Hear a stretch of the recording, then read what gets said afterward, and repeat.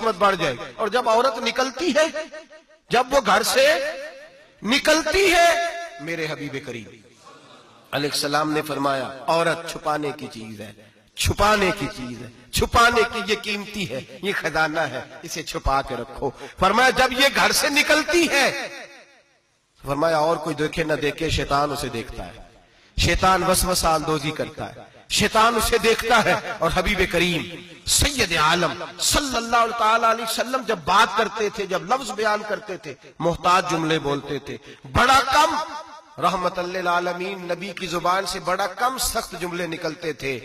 मेरे हबीब ने लफ्ज अदा किए, सख्त जुमले।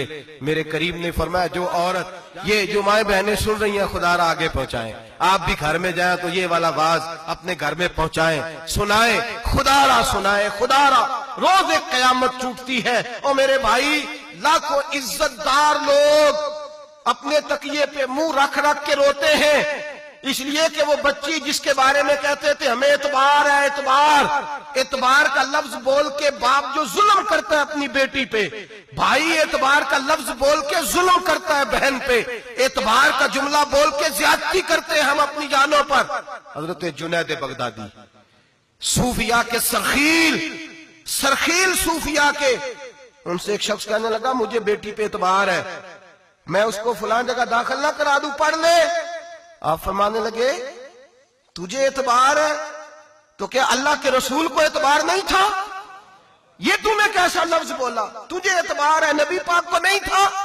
मेरे महबूब के पास हजरत आयशा सिद्दीका बैठी थी, और वो बीबी जिसको कुरान कहता लस्तुन्ना कहदम मिनन निसा, तुम्हारे जैसी दूसरी कोई हो सकती नहीं।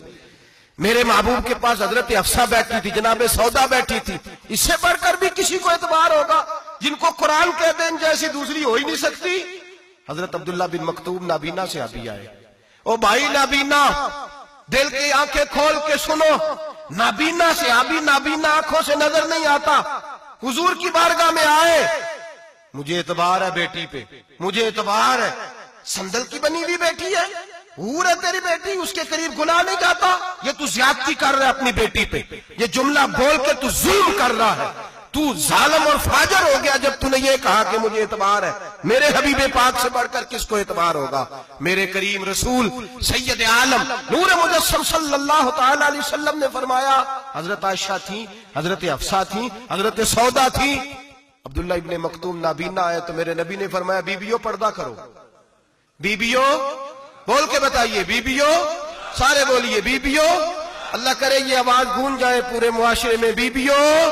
मेरे नबी ने जुमला कहा बीबियों पर्दा कर लो, पर्दा करो, नजरें झुकाओ, नकाब ओढ़ो। एक ज़ौजा बोली हुजूर उन्हें तो नजर नहीं आता, वो तो बेचारे नाबीने हैं। तिरमिजी में हबीब पाक के लफ्ज सुनिए, या रसूल अल्लाह उन्हें तो नजर नहीं आता।